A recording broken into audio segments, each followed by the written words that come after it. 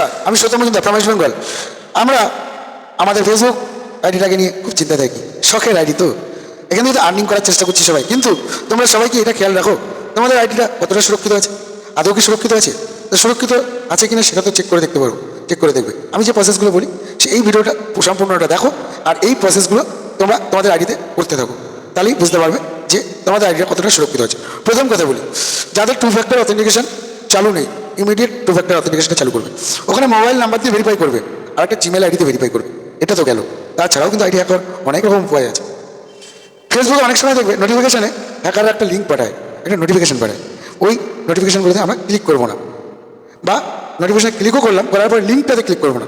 লিঙ্কটাতে যদি ক্লিক করে দিই আমাদের আইডিটা সম্পূর্ণরূপে চলে যেতে পারে। তার মানে হচ্ছে হ্যাকাররা অ্যাক্সেস নিয়ে নিতে পারে ওই লিঙ্কের দ্বারায়। তো ওই লিঙ্কগুলো থেকে বিরত থাকবো। আর কি বিরত থাকবো?